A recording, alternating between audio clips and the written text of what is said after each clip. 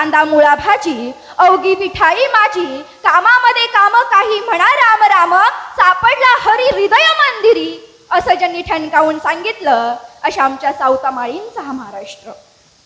आदिलशाही आणि निजामशाहीचं तख्त मनगटाच्या बळावर आणि बुद्धीच्या जोरावर भिनत असताना स्वराज्याची ज्योत ज्यांनी अखंड तेवत ठेवली ते स्वराज्य संकल्पक छत्रपती शहाजी राजेंचा हा महाराष्ट्र.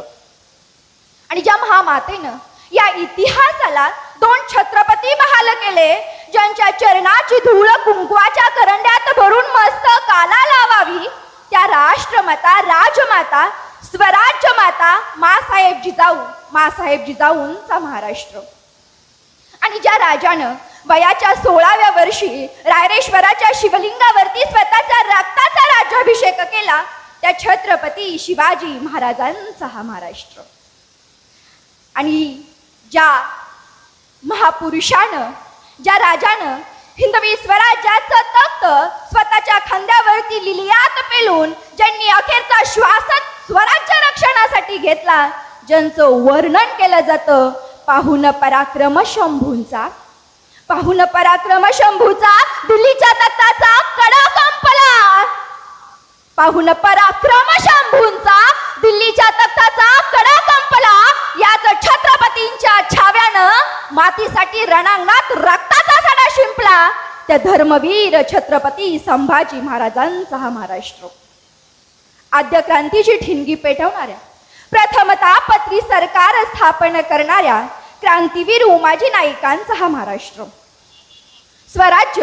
स्वराज्य हा माझा जन्मसिद्ध हक्क आहे आणि तो मी मिळवणारच असं छाती ठोकपणे सांगणाऱ्या लोकमान्य टिळकांचा हा महाराष्ट्र. आणि याच महाराष्ट्रातील तरुण स्वातंत्र्य लढ्याच्या संग्रामासाठी लाहोरच्या संघटनेत सहभागी व्हायला जातो आणि तिथे त्याला प्रश्न विचारण्यात येतो की पोऱ्या तू कुठून आलास, त्यावेळी त्या पोरानं उत्तर दिलं, महाराष्ट्र से आया हूं, छत्रपती शिवाजी महाराज का बच्चा हूं, महाराष्ट्र से आया हूं, असं ठणकावून सांगणाऱ्या राजगुरूंचा हा महाराष्ट्र. अहिल्याबाई होळकर, सावित्रीबाई फुले, जनाबाई, संत बहिणाबाई यांचा हा महाराष्ट्र. वारकऱ्यांचा, धारकऱ्यांचा, साधू संतांचा हा महाराष्ट्र. संतांच्या अभंगवाणीतून प्रफुल्लित झालेला हा महाराष्ट्र.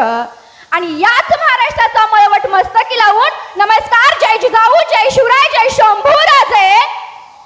मी शिवव्याख्याती हरिभक्त परायण युवा कीर्तनकार सौ प्रियंकाताई युवराज भोसले तुमच्या सर्वांच्या वतीनं मासाहेब जिजाऊ, छत्रपती शिवाजी महाराज आणि धर्मवीर छत्रपती संभाजी महाराजांना टाळ्यांच्या गजरात वंदन करते.